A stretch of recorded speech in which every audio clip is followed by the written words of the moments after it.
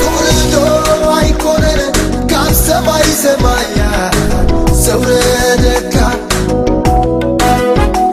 نعيك تجفن نعي مسكن فقرخا كديلوكا نموتي كتموت صوري كنت تروح فقرك كديلوكا تعرفي كتلوتو نموتي كتموت صوري كنت تروح فقرك كديلوكا تعرفي كتلوتو فقريخا فقري كابز بينو خان العلي فقريخا مسخا يلا سمسن آخا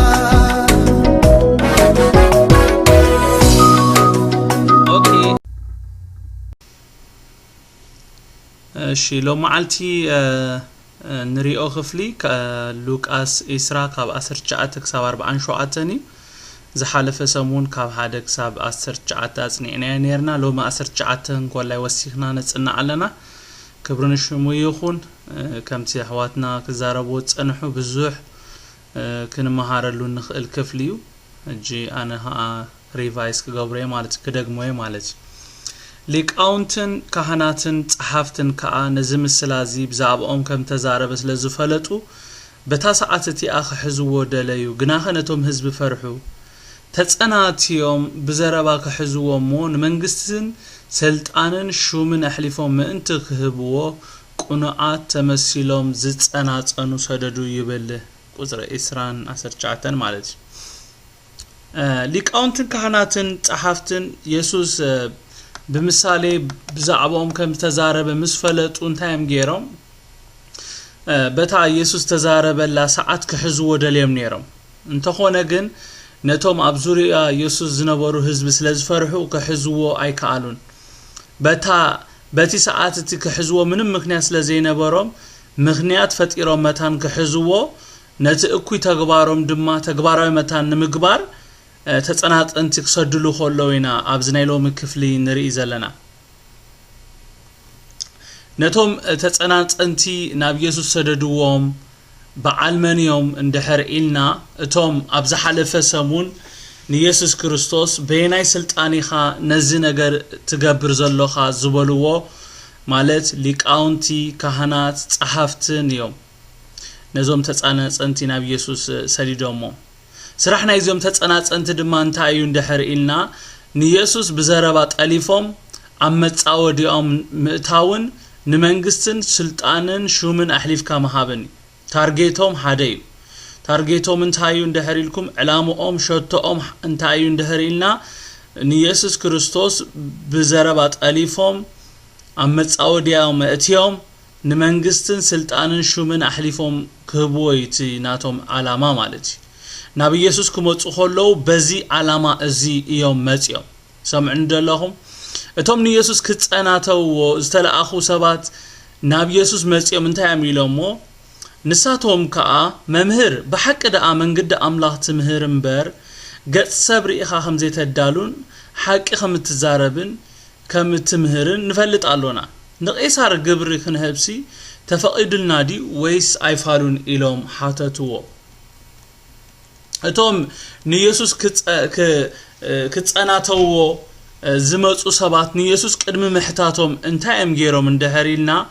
بسلام كم زمصو نممسال مستنسو زغبرون زمهرون كم زسمامعو غيروم نرئسون بمقراب نخ حبابلو حبابيلوم دما نابت زداولو مصاوديا خاتوو نسماعيو دس زبل نلب دما زحغو زربا زربو خولينا نري منصف كنصفو خولوينا نري نزي زغبورو لقند مغنا سلمنتاي اندحر إلنا متان بقليلون يسوس عمصاوديوم نخاتوو ازوم سبات نتي كاب افوم زوصو قال زامنولو ነገር ኮይኖም አይኮኑን ተዛሪቦሞ ሐቀይዶ መታን ነቲ ዝመጽሉ ዕላማ በአወት ፈጽሞም ንخمለሱ ነቲ ዝመጽሉ ዕላማ ንخሳኹ خጥቅ ከጣቅሞም ኢሎምዮም ንኢየሱስ አቀዲሞም ንዒዶም ወይ አሞጊሶም ማለት ኢየሱስ ግን ነቲ ካብ አፎም ዝወጽ ቃል ዘይኮነስ ነትናይ ውሽጦም ሓቀና ስለዝፈለጠ ስለምንታይ ናብኡ ከም ዝመጹ ብምንታይ ዓላማ ከም ዝመጹ ስለዝፈለጠ እንታይ ልዎም ንሱ ግና ይብለና ጉርሖም ፈሊጡ ማለት በቃ ንምንታይ መጽዮም ስለምንታይም ነዘረባ ዛረቡ ዘለው ስለምንታይም ከምዛ ዓይነት ሕቶ ዝሓቱ ዘለው ስለዝፈለጠ ንምንታይ ከተፍቱንኒ ኣለኹም እቲ ዲናር አሪኢኒ ምስሉን ጽሕፈቱን ናይ መን እዩ በሎም ንሳቶም ካናይ ቄሳር በሉ ንሱ ድማ እምበአርሲ ናይ ቄሳር ነቄሳር እቲ ናይ አምላኽ ካን አምላኽ ሃቡ በሎም ኣብ ቅድምቲ ህዝቢ ብዘረብኡ ክህዝዎ ኣይከኣሉን እሞ በትምላሹ ተገሪሞም አጽቀጡ ዘገርም ነገር ጉርሖም ፈሊጡ ክብለና ሁሉ እንታይ ማለት እዩ ቅዱሳነይ ክፍአቶም ተንኮሎም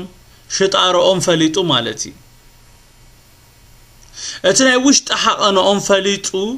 እዩ ኢየሱስ ንምንታይ ከትፍቱንኒ ኣለኹም ኢልዎ መንበር ሕቶ ስለዝሓተትዎ ኣይኮኑን እዚ ንኹላህና ግልጽ ኸውን ኣለዎ ኢየሱስ ክርስቶስ ሕቶ ስለዝሓተትዎ ኣይኮነን ስለምንታይ ትፍቱንኒ ኣለኹም ኢልዎ እዞም ሰባት ግን ደጊኦም አጸቢቆም ብውሽጦም ክፍአት ሒዞም ስለዝመጹ ኢየሱስ ብግልጽ ክፍትንዎ ኢሎም ከም ዝመጹ ብምንጋር ክምልሰሎም ኮሎ ንርኢ ክብርን ጎይታ ይኹን ኣብ መጽሐፍ ኢዮብ እንድሕር አንቢብኩም ብፍላይ መጽሐፍ ኢዮብ ምዕራፍ 5 ካብ 12 ክሳብ 13 ከም ዝብል ቃል ኣሎ አዳኦምሲ ብተንኮል ገለ ከየስለጣ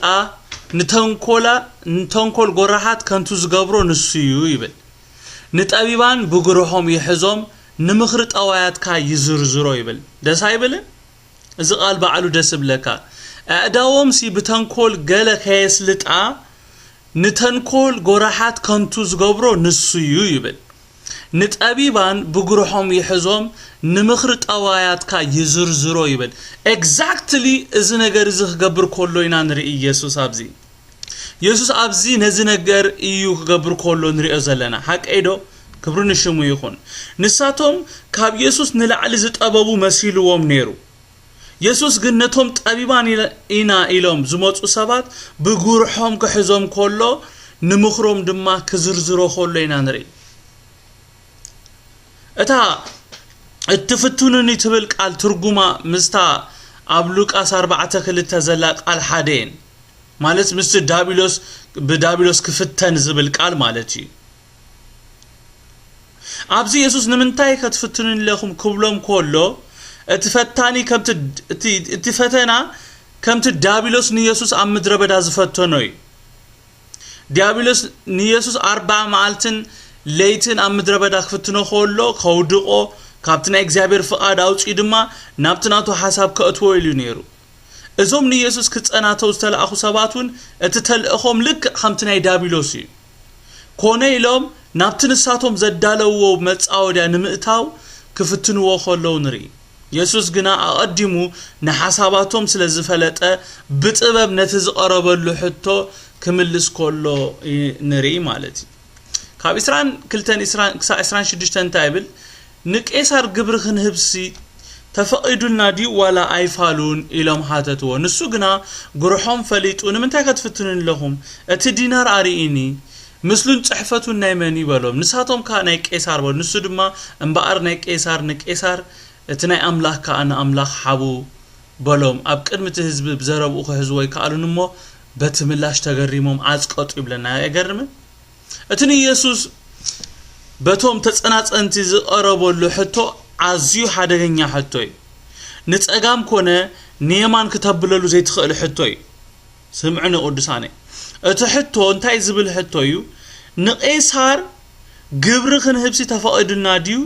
ወይስ ኣይፋሉን ዝብል መልሲ ናይ ዝሕቶ ካብ ክልቲኡ ዝወፀ ኣይኮነን ማለት ወይ ፍቁድ ዝብል እዩ ወይ ድማ ኣይፋሉን ዝብል እዩ ኣይኮነን ዲ ቅዱሳነ እቶም ሓተትውን እቲ መልሲ ካብ ዝወፃኢ ከይከውን ኢሎም እዮም ክልተ ምርጫ ጥራይ ሂቦም ሓቲቶሞ ኢየሱስ ግና ክልቲኡ መልሲ ንዕኡ ኣብ ሓደጋ ከም ዘውድቆ ስለዝፈለጠ ብጥበብ ብዘይ ተጸበይዎ መንገዲ ክምልሰሎም ኮሎ ንርኢ አሜን اب لوقاس انتي زبل قال አሎሲ በቃ እቶም ጸላአተኻሲ በቃ ክጻረርዎ ዘይክእሉ ልሳን ክበካይ ይብል ምሽ ቃል አምላክ ወደረኞች ማለት እቶም በቃ ዝጻረሩ ኻሲ በቃ ክቋቋሙ ዘይክእል ጥበብ ልሳን ክበካይ ዝብል እግዚአብሔር ሽም ይባረክ ጎይታ ሆሙ ንሳቶም ኢየሱስ ክርስቶስ ኣብቲ ዘሐሰቡ ኣብቲ ዘዳለዎ መጻወዲያ ከእትዎ ክልተ ምርጫ ሂቦም የማሐቲሶሞ ጎይታ ግን ብጥበብ ካብቲ ዝተጻወደሉ መጻወዲያ ከወጽ ኾሎ ንርኢ ማለት እቶም ኢየሱስ ዘሐተትዎ ሰባት ብልቦም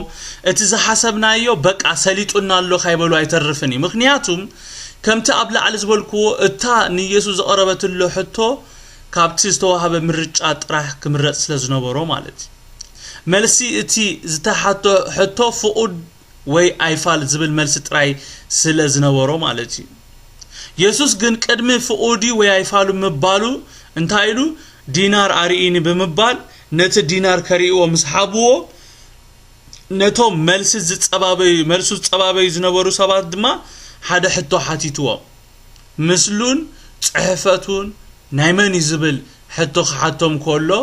ንሳቶም ድማ በሓደ ድምጽ እንታይሎም ኣብቲ ዲናር ዘሎ ምስሊ ናይመን ምዃኑን ኢየሱስ መሊሶምሉ እቲ ኣብቲ ዲናር ዘሎ ምስሊ ናይ ቄሳር ምዃኖም ኩሎም በሓደ ድምጽ ምስ ነገርዎ ድማ ኢየሱስ እንታይሉ እምበአር ናይ ቄሳር ንቄሳር እቲ ናይ አምላክ ከአ ንአምላክ ሃቡ ኢሉ ካብታ ዝተዳወለቱሉ መጻወዲያ በቀሊሉ ኾጽ ኾሎ ንሪ አሜን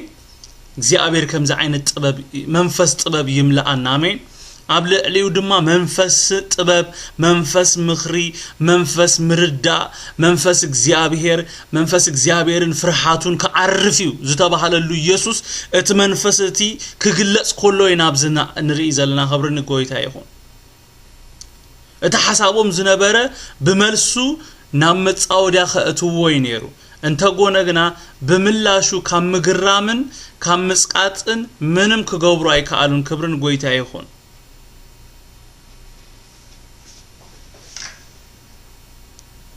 ካብቶም ትንሳኤ ሙታት የልቦን ዝብሉ ሰድቃውያን ድማ ሓያሎ ናብኡ መጽዮም ሓተትዎ ከምዚሎም ወመምህር ሓደ ሰበይቲ ዘላቶ ሓድጊ ካይ ሓደገት እንተሞተ ሓው ነታ ሰበይቲ ይረሳሙ ንሓው ሓድጊ ይቆመሉ ኢሉ ሙሴ ጻሐፈልና እምበአርከ ሸውዓተ ኣሕዋት ነበሩ ተቀዳማይ ሰበይቲ አትዩ ካይ ወለደ ሞተ ተኻልአይ ድማ ወረሳ ንሱ ኸኣ ካይ ወለደ ሞተ ተሳልሳይ ድማ ወረሳ ከምኡ ሸውዓተ እትዮማስ ውሉድ ካይ ሓደጉ ሞቱ መወዳቱ ታሰበይቱን ሞተት እምበአርሲ ሸውዓተ እትዮማ ነይሮም እሞ እታ ሰበይቲ ቲአስ ብትንሳኤ ሰበይቲ መኖም ክትከውንያ ዝብል ሕቶ ሓቶሞ ቅድሚ ናብቲ ሕቶን መልስን መኻድና ብዛዕባ እዞም ናብ ኢየሱስ እንዳመጹ ሕቶ ዘሓቱ ሰባት ቁሩብ ክንዘራረብ ሰናይ ኮይኑ ይስማዓና አይመስለኩምን ሓንሳብ ከምዛ አይነት ሰባት ስለዘጋጥሙና ማለት እዮም ሕቶ ይሓቱዮም ግን እቲ ዘሓቱ ሕቶ ከሓቱኻ ኾለው ብዛዕባ ትምልሶ ምላሽ ተገዲሶም አይኮነን ዘሓቱኻ ወይ ፍልጠትካ ክሪኦም ወይ ድማ ኮነ ኢሎም ብዘረባኻ ክጠልፉኻ ከምዝና ኢየሱስ እዮም ዘሓቱኻ ናብ ኢየሱስ ዝመጹ ሰባት ኩሎም ኮመያ ክሳዕ ሕጂ ንሪኦም ከም ዝጸናሕና ዳርጋ ኩሎም ተበልኩ የጋንን የለኹን ናብ ኢየሱስ መጽዮም ሕቶ ከሓትዎ ኾለው በቲ ኢየሱስ ዝህቦም ምላሽ ክጥቀሙ ወይ ነቲ ኢየሱስ ዝህቦም ምኽሪ ኮነ ምላሽ ደል በቃ ነቲ ዝህቦም ምላሽ ክወስዱ ክጥቀሙሉ ዘይኮነሲ ናብ ኢየሱስ ክመጹ ኾለው ናይ ባዕሎም አጀንዳታት ሒዞም እዮም ዝመጹ በሐጺሩ ነቲ ኢየሱስ ዝህቦም ምላሽ ደልዮም ዘይኮነ ዘሓትዎ ነቲ ንሳቶም ዘሐሰብዎ ነገር ንምግባርዮም ናብኡ መጽዮም ዘሓትዎ አይገርመኩምን ብዙሓት ሰባት እዮም ከም ዘጋጥሙና አማዓልታዊ ናብራና ብዙሕ ያጋጥሙና እዮም ከምዝታት ፈሪሳውያን ከምቲ ክንሪኦም ጸናሕና ነቲ እኩይ ተግባራቶም መታን ክፍጽሙ ኢሎም እዮም ብሕቶ ዘዋጠርዎ ነይሮም ሕጂ ድማ ሰዱቃውያን ብተረኦም ንኢየሱስ ትንሳኤ ሙታን ዝበሃል የለን ዝብል መርገጺኦም በቃ زحاتو مسيلهم بحتو ملك نتي نساتهم زامنو لأمنت كنغرو وخولوين انري الاما نايصدق اويان حدي نسوخا انتايو نتي تنساء موتان زبل حساب نمفشال ايو كم حتاتي كفلطو زدلي مسيلهم نيسوس بزعبا زي امنولو كنغر كحتو وخولو نري اي امنولو نيم بزعبا زي امنولو نغر كحتو خولو دما اجندا اللوو سقيلو ما يكونن زحاتو زلو اجندا انتاي اندحر إلنا بدحر حتو زلو نغر انتاي اندحر إلنا حدا نتي نساتهم زعمنولو نغر نيسوس كريستوس نتي حزبي كنغرو مالتي تنساء موتان زبحال يلن سقيلكم يهم تنساء موتان علو تبلو إلهم بتي زحابو ملاش ويدما سيناريو نيسوس كريستوس زاربو نغر ويدما تتنساء موتان زبحال يلن إلهم نامدمدمتا نممصايوم نزي مثالي نيسوس كريستوس زاريبو مو مالتي انقادا اتي زحتت زلو يسوس كوننبر اتحتوم ازي حدغنيا يقدسان اتحتوم امونغوتي زتاكبه حزبي بزعبا زنگر افلطو زيبلو حزبي اب مكففال زمصي نيرو حق ايدو قدسان يسوس غنا كم لمادو نزوم تنساء موتان يلبن إلهم زعامنو جن كأب زعبا تنساء موتان زحاتو زلو صدوقاويان منن بزيد داغم منجدي نتز زرقو حماء زرقي بممحاو عفهم كتهزم كولو نري آمين ازوم صدوقاويان بزعبا تنساء موتان سلا زعامنو يكون نبي يسوس متيوم دحر تنساء زخون نگر زحاتو وزلو حتى دحر تنساء زلو نگري حدا تنساء بزعبا تنساء موتان يلن يلو زعامن السب بزعبا دحر تنساء انتاي كم زخون كحاتت كولو زي امنلو كحاتت كولو كنفلطو زلنا نگر انتايو اجندو خالق خم زخونه كردانا لو انتاي دا تنساء موتان زبحال كم زيلبو علامو امزي تنساء موتان زبحال كم زيلبو نتي تنساء موتان زبحال نگر ودق كغبرو ويلميم اب قدمت اكوب حزبي نزحتو حاتيتومو لك حمتون فريساويان ازيومم تداليم يمصيم نزي عبنت كتقمو خلو دما سقيلو ما يكونن تطقيموملو نساتهم حدا زي تردؤم نگر نيرو كبرن غويتا يكون كمتي نتي قال كمتي تقال زنگرنا زلو اتوم بزعبا تنساء زحاتو زلو منيم تنساء موتات يلبون إلهم زامنو سباتيم نابتي حتو ملسن كيكنا زوم سبات سلمنتاي نزي حتو حاتيتهم كنفلت نخيلنا حقيدو إذا حتو زي كونس موغتاي ولا كوا كم حتو انت عربو حدا كم محلال فوز دليو نتبي كم زلو كابت زقربو مغوتا كنردا نخيلنا حقيدو ازوم سبات نيسوس كاب قال املاح بمتقاسيوم حاتيتومو كم تزبلو موسين حزب اسرائيل كومو عين سرعات هيبومي ابزداغ ميسران حموشتن كاب حموشتك 10 خيدنا خننبب كولنا نزي حسابي زن رخبوينا انتي بلسي احوات بحساب انت تقمطو امو حدي امولود زي بلو انت موته سبيت زموته ناب وصاي غوانا ايتتو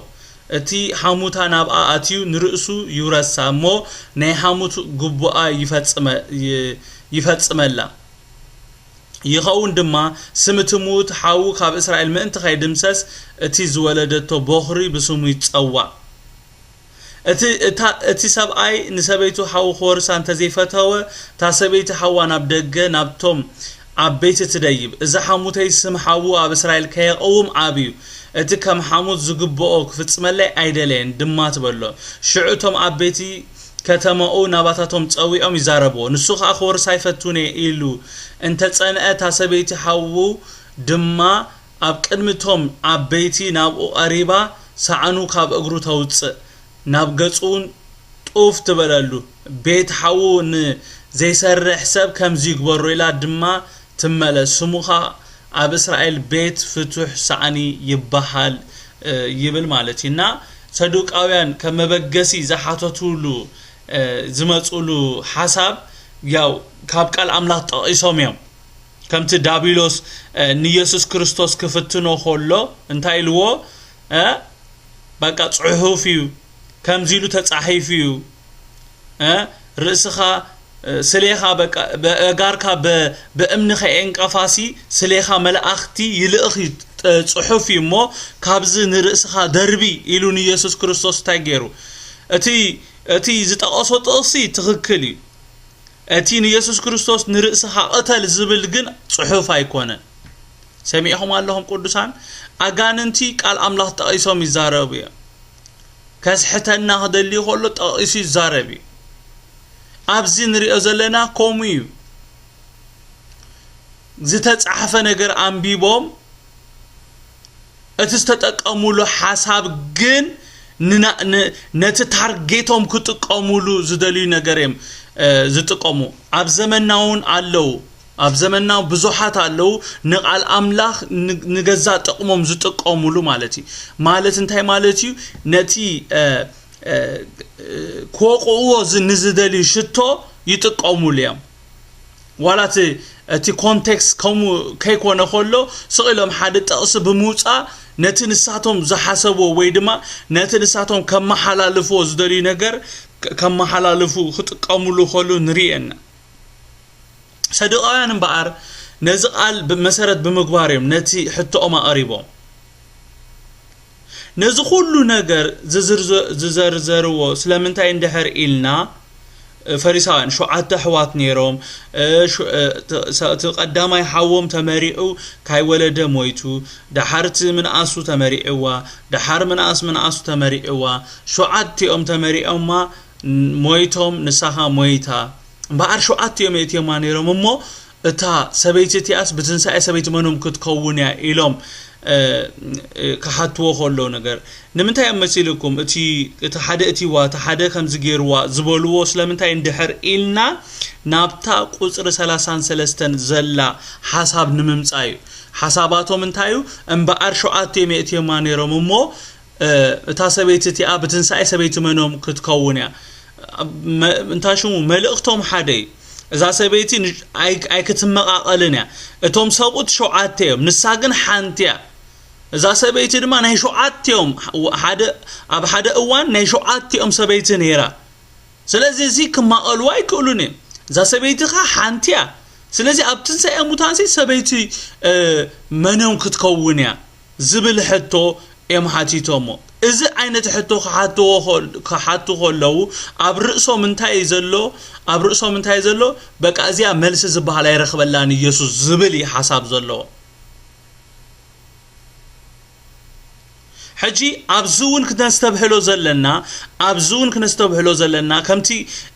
ኣብ መጀመርያ ዝረኣናዮ ንቄሳር ግብሪ መሃብ ግቡእ ድዩ ኣይግቡኡን ፍቁድ ድዩ ኣይፋልን ኢሎም ክልተ ምርጫን ኢየሱስ ዝሓብዎ ካብተን ዝሓብዎ ምርጫታት ድማ ክምልሰሎም ዝደለዩ ሰዱቃውያንም ከምኦም ገይሮም ክሓትዎ ኾለው እንድሕር ብጥንቃቄ ብክሞነት ሕቶ እምበአር ከሸውዓተዮም እትየማ ነይሮም እሞ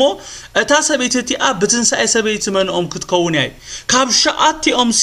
ናይ መን ሰበይቲ ትኸውን ኢሎም የምሓቶሞ ካል ምርጫ የለን ናይ ሓዲኦም ክብል ኣለዎ ዝብል ኣተሓሳስባ ዘለዎም ንሳቶም ካብቲ ዝሓብናዮ ምርጫ ክወፅእ ኣይክእልን እዩ ኢሎም ብምሕሳብዮም ነዚ ሕቶ ሓቲቶሞ እንተኾነ ግን ኢየሱስ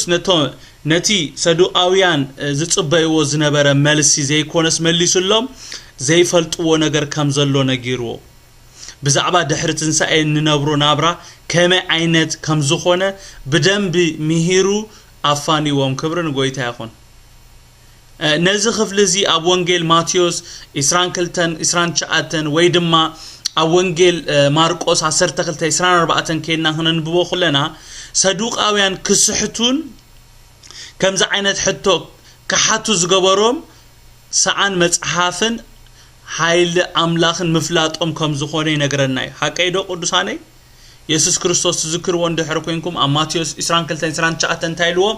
እዚ ሕቶ ዝምስሓተትዎ ኢየሱስ መለሰ በሎምን መጽሐፍቲ ወይስ ኃይለ አምላኽ ሰአን ምፍላጥኩም ትጋገዩለኹም ኢልዎም ኣብ ማርቆስ 24 ከምዚ ይብሎም ኢየሱስ ከኣ መጽሐፍቲ ኾነ ወይስ ኃይለ አምላኽ ሰአን ምፍላጥኩም ደይኮንኩም እትስሕቱ ዘለኹም ስሕትኩም ዘለኹም ናብዛ ዓይነት ጌጋ ዝኾነ ትምህርቲ ናብዛ ዓይነት ስሕተት ክትኣቱ ዝኽኣልኩም ሲ ኃይለ አምላኽን መጽሐፍትን ሰአን ምፍላጥኩም እዩ ከምቲ ኢየሱስ ንሰዱቃውያን ዝበሎም መጽሐፍቲ ወይስ ኃይለ አምላኽ እንተዝፈልጡ ከምዛ ዓይነት ሕቶ ፈጺሞም ኣይመሓተቱን ነይሮም ጎይታ ግን ኮነ ኢሉ ኣበይ ሲሒቶም ከም ዘለው መጽሐፍቲ እንታይ ከም ዝብሉን ኃይለ አምላኽ ከመይ ምዃኑን ከሪኦም ከሎ ንሪ ክብርን ጎይታ ይኹን አሜን አሜን ጎይታ ኢየሱስ ክርስቶስ ኢሉ መጽሐፍትን ኃይለ አምላኽን ሰአን ምፍላጥኩም ደይኮነን ትስሕቱ ኢሉ ኣይሓለፎምን እቲ መጽሐፍቲ ኢሉ ዝጠቐሶ ካበናይ መጽሐፍ ከም ዝኾነ ጠቒሱ ብምንጋር ኃይለ አምላኽ ከመይ ከም ዝኾነ ብምርኣይ በቃል አምላኽ መሰረት ብምርኣዩ ጽቡቅ ገይሩ ከም ዝርድኦም ገይሩ ዝመለሰሎም አሜን ካብ 34-36 እንታይ ይብልሲ ኢየሱስ ከኣበሎም ደቂ ዘዓለም እዚኣ የእቱን የተኣታቱን እዮም እቶም ነታ ዓለም እቲኣን ንትንሳኤ ሙታትን ንምርካብ ዝበቕዑ ግና ውሉድ ትንሳኤ ብምዃኖም ውሉድ አምላኽ እዮም እዚኦም ውሉድ አምላኽ ዝበሃሉ ስለዚ ጻሓፍዋ ጻሓፍዋ ውሉድ አምላኽ ዝኸውን መዓሲ እንድሕር ኢልኩምኒ ብስጋ ስለተወለድካ ይኮንካ ውሉድ አምላኽ ትኸውን አሜን ነቶም ብስሙ ዝኣመኑ ውሉድ አምላኽ ክኾኑ መሰል ሓቦም ምስበለን እዚኣቶም ካብ ስጋን ደምን ዘይተወልዱ አሜን ካብ መንፈስ ተወልዱ እዮም ይብለና ሓቀይዶ ካብ መንፈስ ተወለደ ጥራይ ውሉድ አምላኽ ክብርን ጎይታ ይኹን ክብርን ሽሙ ይኹን ጎይታ እንታይ ኢሉ እቶም ነታ ዓለምን እቲያን ንትንሳኤ ሙታትን ንምርካብ ዝበቕዑ ግና ውሉድ ትንሳኤ ብምዃኖም ውሉድ አምላኽ እዮም ኩሉ ሰብ ውሉድ አምላኽ ኣይኮነን ፍጥረት አምላኽ እዩ ግን ውሉድ አምላኽ እቶም ዳግም ዝተወልዱ ጥራይ እቶም ኢየሱስ ክርስቶስ ከም ናይ ግል መድሓኒት ዝተቐበልዎ ጥራይ እቶም ብስሙ ዝኣመኑ ግና ንዝተቐበልዎ ብስሙ ዝኣመኑ ግና ውሉድ አምላኽ ክኾኑ መሰል ሓቦም ኢሉ እትመሰል ጎይታ በዓሉ ዝሓቦም ጥራይ ውሉድ አምላኽ እንታይ ኢሉ እዚኣቶም ከመይም ዝኾኑ ኢሉ ከም መላእኽቲ ስለ ዝኾኑን ድሕሪ ዝኽሞቱ ኣይከኣሎምን እዩ ኣያኣቱን ኣይተኣታተውን እዮም ኢሉ መሊሱሎም ማለት እዩ ኣብዚ ኢየሱስ እንታይ ዝብሎም ዘሎ እቲ ምእታውን ምትእታውን ኣብዚ ምድሪ ዝተርፍ ነገር ከም ዝኾነ እዩ ኣብዚ ኣስሚሩ ዝነግሮም ዘሎ ክብርን ሽሙ ይኹን ኢየሱስ ቀፂሉ እንታይ ኢሉ እቶም ነታ ዓለም እቲኣን ንትንሳኤ ሙታትን ንምርካብ ዝበቕዑ ግና ውሉድ ትንሳኤ ብምዃኖም ውሉድ አምላኽ እዮም ኢሉ እዚኣ እታ ነታ ዓለም እቲኣ ኢሉ ጠቒስዋ ዘሎ ነቲ ዓለምያ እታ ሓዳሽ ኢየሩሳሌም አሜን ኢየሱስ ክርስቶስ ጎይታ እታ በቃ ብኽያት ዘይብላ ንብዓት ካብ ዕንትና ዝድረዘላ አሜን ዶ ተሓዳሽ ኢየሩሳሌም ክብርን ሽሙ ይኹን ዮሐንስ 21 ካብ 1-8 ከይና እንድሕር አንቢብና እታ ኢየሱስ ዛረበላ ዓለም ከመይ ከም ትመስል ክንሪኣ ንኽእል ኢና እንታይ ይብልሲ እቲ ቀዳማይ ሰማይን ተቀዳመይቲ ምድርን ሓሊፎም ባህርውን ደጊምሲ የልቦንሞ ሓድሽ ሰማይን ሓድሽ ምድርን ርኤኹ አሜን እዚኣ ተሓዳሽ እዚኣ ተዓለም እዚኣ تقدست ختما تحدث يروساليم نمرعويلا كم تسلمت مرعت تداليا كاب سماي كاب أملاك تورد كلاري إخو كاب تزفانم عاوز بلا دمتي إنه دنقال أملاك مسب نسون مساتاتهم كنبريو نساتهم كأحزبو خونيام أملاكون بعلم ساتاتهم أملاكهم كخوني أملاك كأن نبزلو نبعات كابعينتهم كدرزيو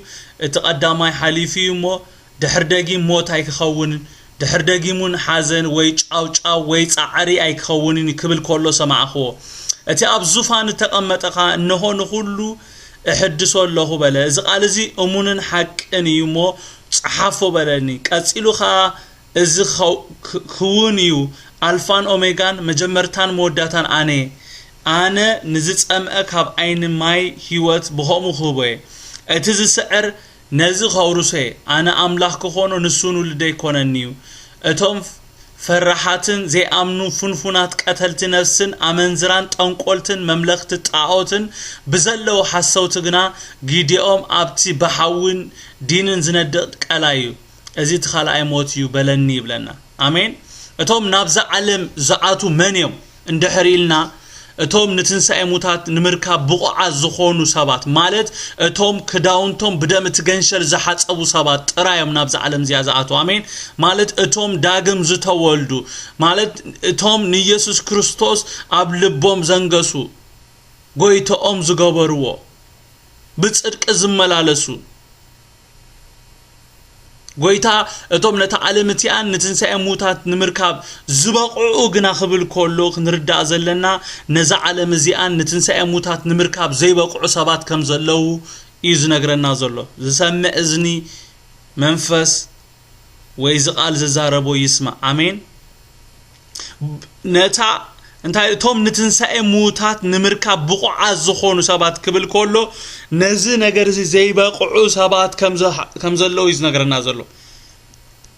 ኣብዚ ንኹላህና ግልጽ ኮን ዘለው እንታዩ ኩሉ ሰብ ማለት ሃይጣተኛታት ይኹኑ ጻድቃናት ኩሉ ሰብ ንፍርድ ክትንስኡ ምዃኑ ንፈልጥ ኢና ጎይታ ነታ ዓለም እቲአን ንትንሳኤ ሙታትን ንምርካብ ብቑዓት ዝኾኑ ክብል ኮሎ ናብታ ናይ ኢየሱስ መንግስቲ ከኣቱ ዝኽኣሉ ማለቱም በር ምትንሳእሲ ኩሉ ሰብ ንፍርዲ ከም ዝትንስእ ቃል አምላኽ ይነግረና ኣብዚ ኢየሱስ ድሕሪ ፍርዲ ዝኸውን ነገር ይዛረበና ዘሎ ኣብ ራእይ ዮሐንስ 7 ካብ 9-17 ከይና ንብብ ኮለና እቶም ነታ ዓለም እቲአን ንትንሳኤ ሙታት ንምርካብ ዝበቕዑ ግና ውሉድ አምላኽ እዮም ዝበሎ ትርጉሙ አጸቢቁ ክበርሃልና ኢየሱስ ክርስቶስ ጎይታይ አሜን እቶም ብቑዓት መንዮም እንደሕሪና ድሕሪዝ ድማ ርኤኹ እነሆ ካብ ኩሎም አሕዛብን አለይታትን ህዝብታትን ካብ ብዘሎ ቋንቋታትን እተኣከቡ ሓደ ኳ ቆጽሮም ዘይክእል ብዙሓት ሰብ አሜን ጻዕዳ ክዳውንቲ ተኸዲኖም ጨንፈርስያ በእዳዎም ሂዞም ኣብ ቅድሚት ዙፋንን ኣብ ቅድሚት ገንሸልን ደው ኢሎም ርኤኹ እሞ ምድሓን ናይቲ ኣብ ዙፋን ተቐሚጡ ዘሎ አምላኽናን ናይቲ ገንሸልን እዩ እናበሉ ኣው ኢሎም ጨደሩ ቶም መላእኽቱን ኩላቶም ኣብ ዙርያት ዙፋንን ቶም ሽማግሌታትን እቶም 4 እንስሳት ቆሙ ኣብ ቅድሚት ዙፋን ፍግም ኢሎምካ አሜን ውዳሴን ግርማን ጥበብን ምስጋናን ክብርን ስልጣንን ኃይልን ንዘለዓለም ዓለም ንአምላኽና ይኹን አሜን እናበሉ ንአምላኽ ሰገዱ ይብለና ካብቶም ሽማግሌታት ሓደ ድማ እዞም ጻዕዳ ክዳውንቲ ተኸድኑስ እንታወት እዮም ካበይ ከመጹ ኢሉ መለሰለይ ኣነውን ጎይታይ ንስኻ ትፈልጥ በልክዎ ንሱ ኸኣ እዚኣቶም ካብቲ ብርቱዕ ጸበባ ዝመጹ እዮም ንኽዳውንቶም ከኣ ብደም ትገንሸል ሓጺቦም ኣጻዕደው ስለዚ ኣብ ቅድሚት ዙፋን አምላኽ እዮም ኣብቲ መቕደሱ ለይትን መዓልትን የገልግልዎ ኣለዉ እቲ ኣብቲ ዙፋን ተቐሚጡ ዘሎ ኸኣ ንድንኳኑ ኣብ ልዕሊኦም ክተኽለዩ እቲ ኣብ ማእኸል ዙፋን ዘሎ ገንሸል ስለዚ ጓስዮም ናብ ኤላታት ማይ ህይወት ከኣ ስለ ዝመርሖም አምላኽ እውን ካብዒንቶም ንብዓት ዘበለ ክደር ዘሎም እሞ ደጊምሲ ኣይክጠምዩን ኣይክጸምኡን እዮም ፀሓይን ሓሩርን ድማ ከቶ ኣይክረኽቦምን እዩ በለኒ መንዮም እቶም ንትንሳኤ ሙታት ንምርካብ ብቑዓት ዝኾኑ ማለት ክዳውንቶም በቲ ደም ገንሸል ሓጺቦም ዘጻዕደው ከም መላእኽቲ ክኾኑዮም ዝብል ቃል እዚዩ እንታይ ኢሉ ስለዚ ኢሉ ከም መላእኽቲ ክኾኑዮም ማለት መላእኽቲ እንታይ ይስርሖም እንድሕሪልኩም ኩሉ ለይትን መዓልትን ነቲ ንጉሶም ነቲ ፈጣሪኦም ምምላኽ ምስጋድ ምዝማር ይስርሖም አሜን ስለዚ እንታይ ኢሉ ንሱ ኸኣ እዚኣቶም ካብቲ ብርቱዕ ጸበባ ዝመጹ እዮም ንኽዳውንቶም ከኣ بدم اتغنشل حصيبهم اصعدو سلازيلو اب قدمت الزوفان املاخ يوم ابتا مقدسو ليتن معالتين يغلغلو علو امين دو كم ملائكت خوني مالت ليتن معالتين نغويتانا قدوس نابلنا مستوم 24 شماغليتات مستوم ملائكت الفعلاف ملائكتي جوين غيرنا نتنملخو نفقرو املاخنا خنغلغلوينا مالتي كبرن شمو يكون غويتا سبيت من يوم يا كتكون نزبل حتهم بقر ابتعدي اتوم هياوان متتاون زبحال كم زيلبو ابتات مص عالم از ነገር እዚ كم زيل بمنغار نيمانم سبيت كم زي تخون نسان اتوم امدر خولو غبوم زفصم شوعت احوات ولد تنساي بمخانم ولد املاح كم زخونون ابتات مص عالم كم ملائختي كم زخونو دحرزي دما كم زي موتون كم زي اتون كم زي تاعتاتهم بمنغار بقطتا اتي املاح موسى املاح ياوان كم زخونه نام منغار كاتو خولو نري داس ايبل ኢየሱስ ክርስቶስ ጎይታይ ካብ 30 ሸውዓትን 38 እንደማንታ አይብልሲ ሙታት ከምዝትን ሱግና ሙሴ ድማ ኣብታ አሻቆት ቋጥ ንእግዚአብሔር አምላክ አብርሃምን አምላክ ይስሐቅን አምላክ ያዕቆብን በመባሉ አርአየ ንኡ ሁሉም ህያዋን እዮም እሞ ንሱ ናይ ህያዋን እንበር ናይ ሙታት አምላክ አይኮነን ሓያሎ ካብ ጸሐፍተኻ መምህር ጽቡቅ ተዛሪብካ ኢሎም መለሱሉ ድሕርዚ ገለ ከሓትወኳ አይደፈሩን ይብለና አሜን كبرني شمو يكون كمتي أمأتو استزاربكو صدوقاويان سبيت منيوم كم تخون أقدسوا ما يكون إن يسوس نزحتو زي أقربهم لنيرم حق أيدو انتايدا نتتنسأ موتا يلن زبل امنتهم كسفافحون نتمرقت يوم دما نيسوسن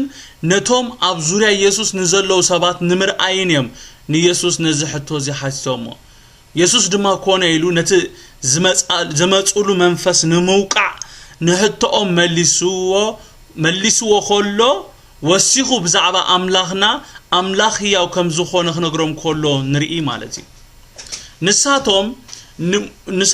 موسى عزيزنا إلهم شو أتحواد دما نت بموسى استعززوا وتأزاز فتيمهم كابز مدري كم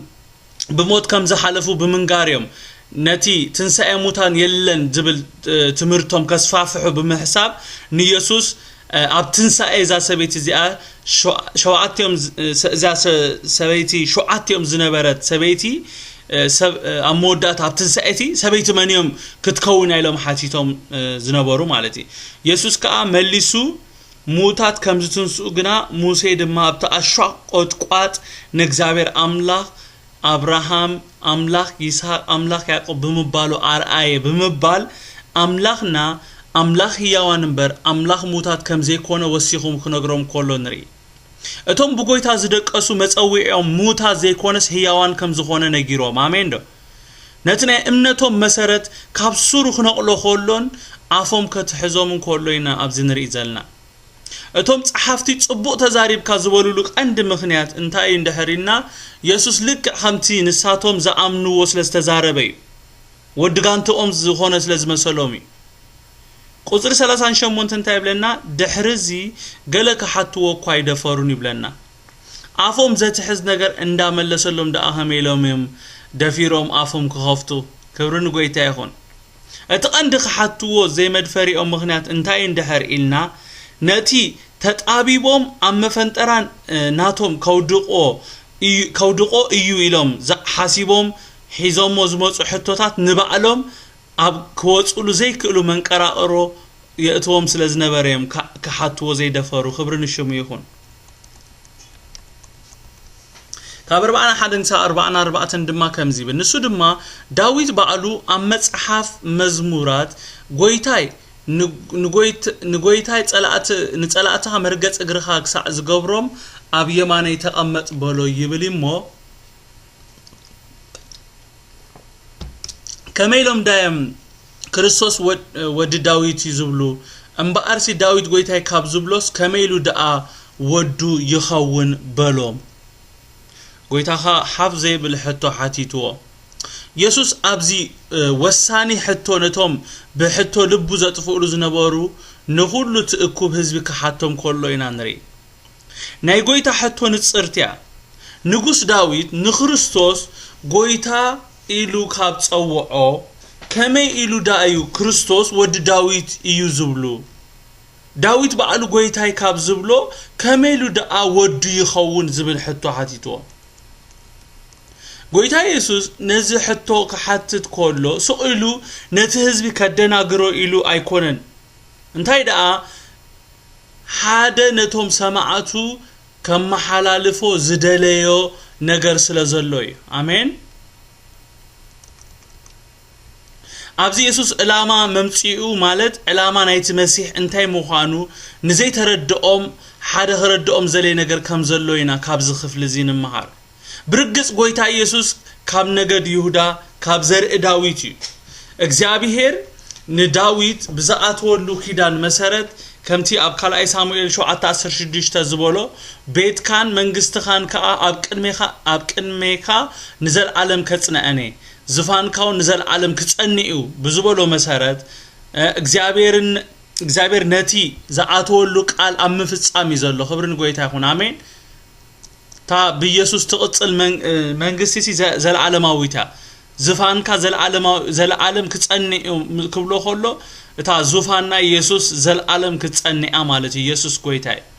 ከምኡን ኣብ ትንቢት ኢሳይያስ 11:1 ዝበሎ ካብ ኩርት ጉንዲ እሰይ ከዓ ሓደ ጠጥዒ ክጭብጭብዩ ሓደ ጨንፈር ካብ ሱር ፍረክፈሪ ዝበሎ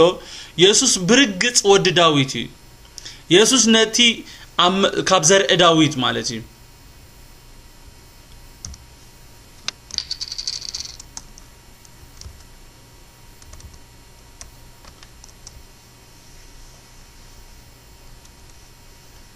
ኢየሱስ ነቲ ኣብ መዝሙር 110 ቁጥር 1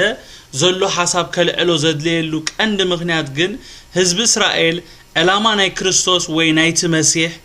ስለዘይ ተረድኦም እዩ ከም ወዲ ዳዊት ኩላቶም ከም ትፈልጦ ዳዊት ወታደር ስለዝነበረ ንኢየሱስን ወታደራዊ መራሒ ክኸውን እዮም ተጸብዮም ኢየሱስ ከዓ ነዚ ስለዝተረድአ ንዕኡ ከም ወዲ ዳዊት ጥራይ ዘይኮነስ ከም መሲሕውን ክፈልጥዎ ስለዝደለየዩ ወዲ ዳዊት ጥራይ ዘይኮነስ ንዳዊት ከዓ ጎይቱውን ከም ዝኾነ ኣብዚ ዝነግሮም ዘሎ ኣነስ ጎይቱ እየ ዝብሎም ዘሎ አሜን ዶ ዳዊት ሲ ኣነስ ንዳዊት ኣምላኹ እየ ጎይቱ እየ እተቀዳማይ ጎይታይ ዝብል ቃል ተቀዳመይቲ ጎይታይ ዝብል ቃል ያህዌ ዝብል ትርጉም አለው ማለት እግዚአብሔር አምላኽ ዝውክል እዩ እታ ኻለይቲ ጎይታ ድማ አዶናይ ዝብል ትርጉም አለው ተኻለይቲ ጎይታ ዝብል ቃል ነቲ ብድሕሪ ዳዊት ዝመጽእ ክርስቶስ ዘመልክት እዩ ክብርን ጎይታ ይኹን አዶናይ ማለት ድማ ዝለዓለ ስልጣን ዘለዎ ወናኒ ሓለቃ ሰብአይ ጎይታ ዝብል ትርጉም አለው አሜን እዝን ኢየሱስ ክርስቶስ ዝተዋሃበ ስልጣን ስለዚ ጎይታ ኣብዚ ማንነቱን ኮላዩ ነቶም መን ምዃኑ ዘይፈልጡ ንመንነቱ ዘንጉዑ ሰባት ዝነግሮም ዘሎ በሓጺሩ ጎይታ ኣብዚ ኣነ ወዲ ዳዊት ጥራይ ዘይኮንኩስ ኣነ ትመሲሕየ እንኮላይ ዝብሎም ዘሎ አሜን ዶ እቲ ንዓለም ከድሕን ዝተለኣኸ ካብ ጎይታ እቲ እንኮ መድሓነ ኣነ ዝብሎም ዘሎ መድሂን ዓለም ኣነ ዝብሎም ዘሎ ኣብዚ ጎይታ ነቶም ሰማዓቱ ኣቀዲሙ ከም ዝነበረን ካብ ዘርኢ ዳዊት ድማ ከም ዝኾነን ኣምላኽ ክነሱ ስጋ ለቢሱ ሰብ ኮይኑ ከም ዝመጸን እዩ ኣብዚ ዝዛረብ ዘሎ ብዙሓት ብዛዕባ ኢየሱስ ዘለዎም ፍልጠት ኣዝዩ ውሱን እዩ ንኢየሱስ ከምቶም እግዚአብሔር ኣብ ገግዚኡ ኃይሉ አልቢሱ ዝጥቀመሎም ዝነበሩ ነገስታት ይኹኑ መሳፍንቲ ከማታቶም ገሮም እዮም ዝቆጽሩዎ ነይሮ ኢየሱስ ግን ውሉድ አምላኽን እዩ አሜን ኢየሱስ ከዓ ነዚ ኣስሚሩ ክዛረብ ስለዝደለዩ ብዛዕባ ዳዊት አልኢሉ ተዛሪቡ ክብርን ሽሙ ይኹን ናይ መወዳእታ 45-47 ድማ ብዘሎት ህዝቢ ክሰምዕ ከሎ ከዓ ንደቀ መዛብርቱ ወለል ብዝብል ክዳውንት ምዝዋር ካብ ዝደልዩ ኣብ ዕዳጋ ምስላም ኣብ ቤት ጸሎትን ኣውራ መቐመጢ ካብ ምሳሕካ ኣውራ ስፍራ ካብ ዝፈቱ ጸሓፍቲ ተጠንቀቁ እቶም አባይቲ መበለዝ ዝውሕጡ ንምኽንያቱን ጸሎት ዘንውሑ ንሳቶም ዝገደደ ፍርዲ ክረኽቡ እዮም በሎም ኢየሱስ ንደቀ መዛሙርቱ እንታይ ኢልዎም ወለል ብዝብል ክዳውንቲ ምዝዋር ካብ ዝደልዩ ኣብ ዳጋ ምስላም ኣብ ቤት ጸሎትን አውራ መቐመጢ ኣብ ምሳሕካ አውራ ስፍራ ካብ ዝፈቱ ጸሓፍቲ ተጠንቀቁ ኢልዎም ኣብዚ ኢየሱስ ንደቀ መዛሙርቱ ተጠንቀቁ ኢሉ ካብ ምንታይ ክጥንቀቁ ከም ዝግብኦም ክነግሮም ከለይና ንርኢ ኢየሱስ ኣብዚ ካብ ኣርባዕተ ነገራት ክጥንቀቁ ከም ዘለዎም ንደቀ መዛሙርቱ ዝነግሮም ዘሎ በመጀመርታ ካብ ምንታይ ክጥንቀቁ ከም ዘለዎም ነጊሮም ወለል ብዝብል ክዳውንቲ ምዝዋር ካብ ዝደልዩ ጸሓፍቲ ተጠንቀቁ ዝብል ኢየሱስ ካብዚ ነገር እዚ ተጠንቀቁ ክብል ዝተገደደሉ ምክንያት ስለምንታይ እንደሕር ኢልና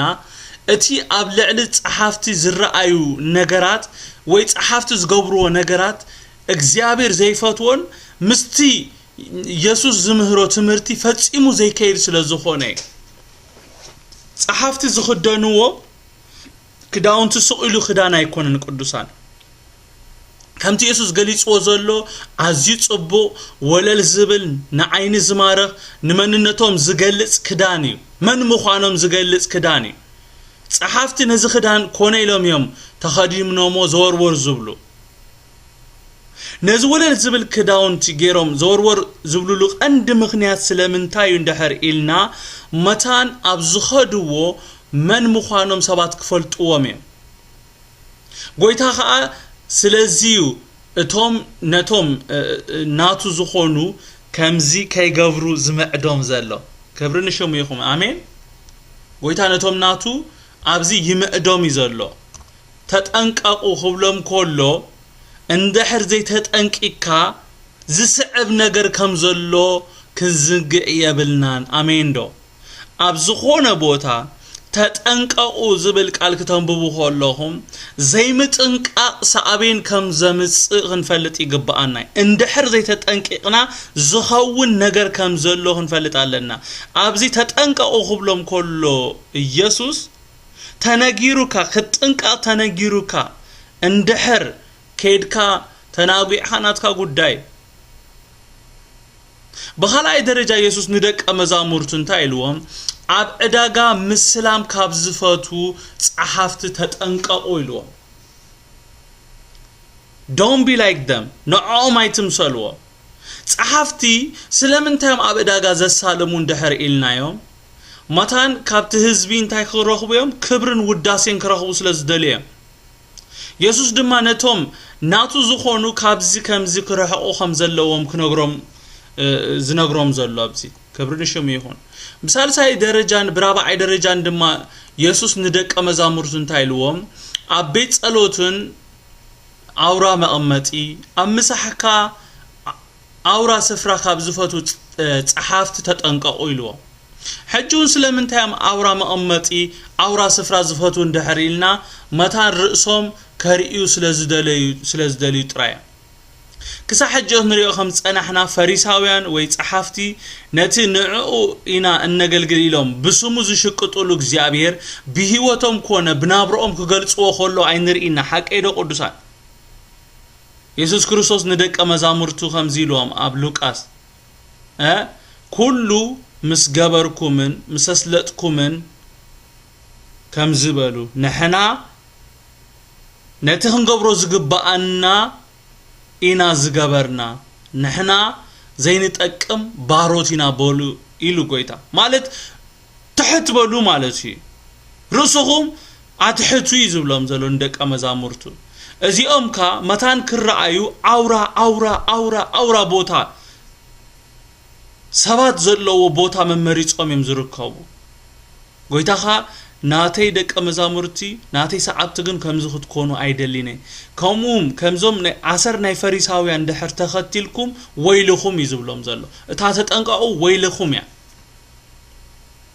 ወይልኹም ያ ተጠንቀቁ ከምዚ ነቲ ቃል ننبو زلنا زوم صحافتي بعلاتهم يوم أبيت صلوت أورا مقمت زحاريو بعلاتهم يوم دم مسح أورا سفرا زحاريو إتا أورا مقمت سفرا زحاريو لمغنيات حجون نرقصهم على علوم سلزري إيوان يقبقنا علوم سلزحاسبيا كابتم نابت بيت صلوت زموت ودما كبرن وداسين نموساد أمني مسح بوتا أورا سفرا زحاري لمغنيات دما تقاتي مسح زقبر سب كهونو بتوم عبتي مسح استعدمو سبات دما خرائية يسوس ندك أمزامرتون تايلوهم كابزي كمزي عينت هيوت رؤسهم حلو تتنقا قيلوهم نفسو كفنا هنتنقا يقبقنا يسوس كويتاي عبزي دقيمة حجون كزخاخر زداليو نقر تايو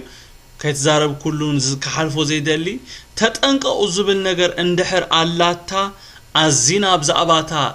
تتنقا أزتبحالنا لنقر كنقدس آلونا آمين دو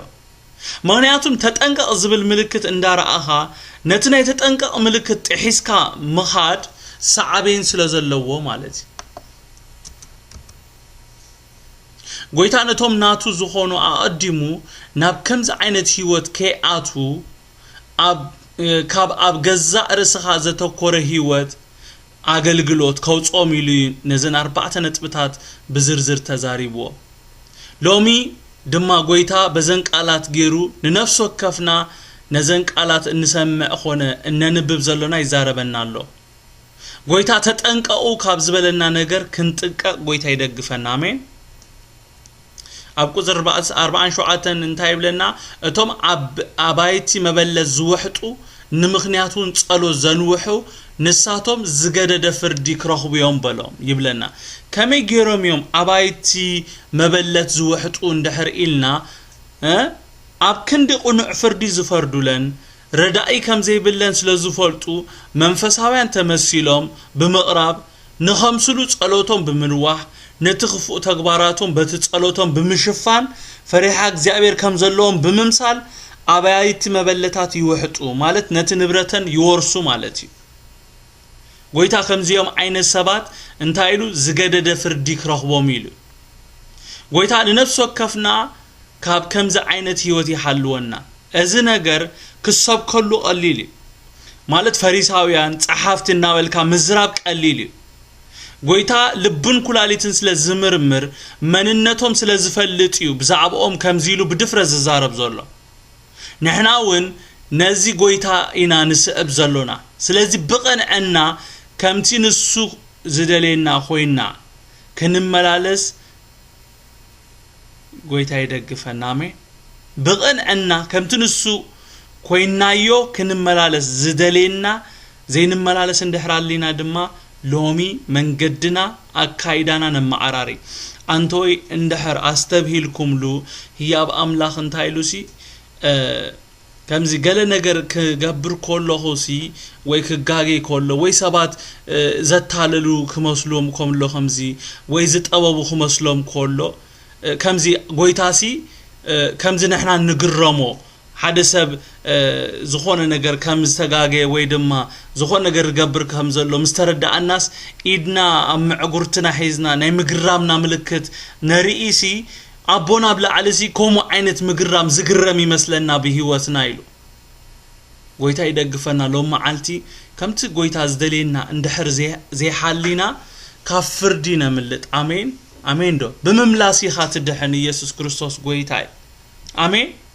كمت نسوس دلينا كوينا زين ملالس اندحر كوينا فردلو تتنقا اندابلنا نتي نيمت انقا تا حنصاص حليفنا اندحر كيدنا واغا አለው አስብናይቲ ዘይምጥንቃና ዋጋ ስለንخفል ካብ ዋጋ ንخفል ሎም ማዓልቲ ህይወትና መምዕራ ይሕሸና ወይታ ኢየሱስ ብነገር ኩሉ ይባረኩም ጸጉ ይብዛሐልኩም ጸሊና ክንውዲና ዳውኩም አልዕሉ ተባረኩ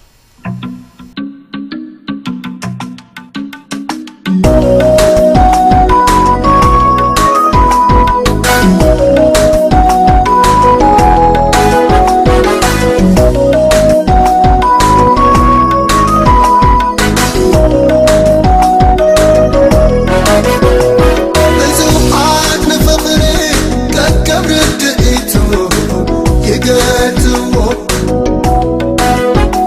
كم تدل عيون عبسد ليو يقبلو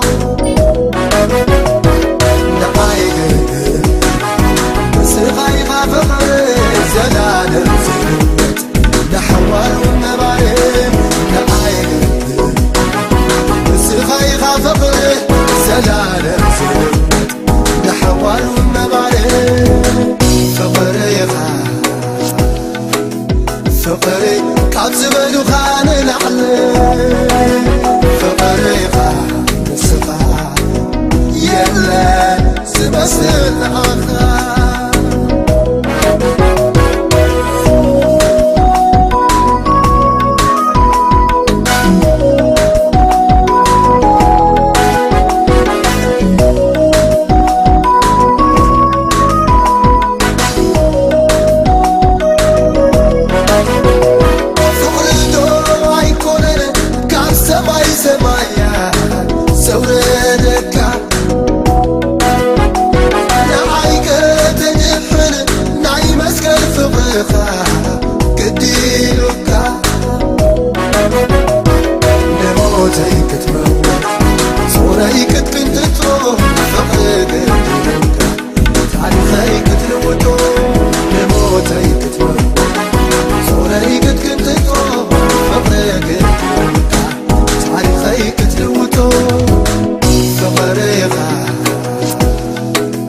فقري كعبز بلو خان العلي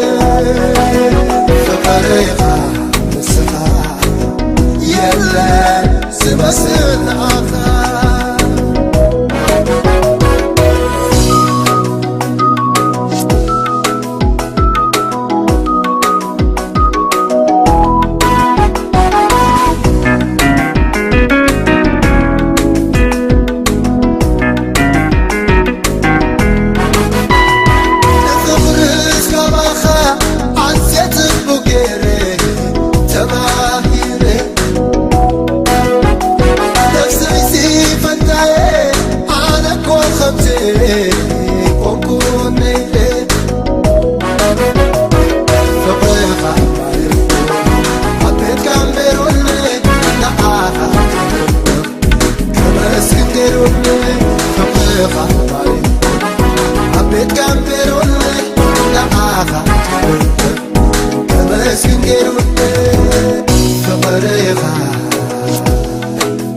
فقري كعبز بلو خان العلي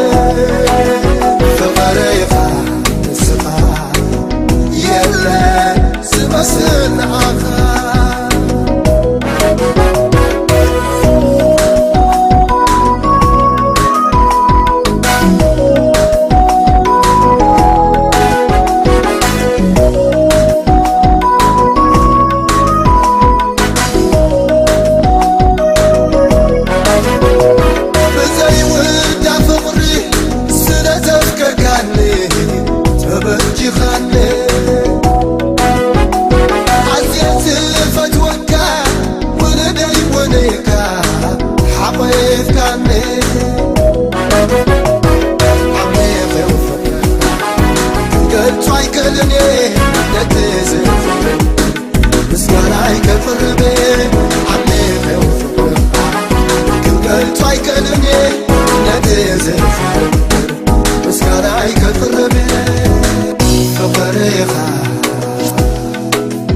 فقري كعبز بلو خان العلي فقري نسقى يلا سبسل آخر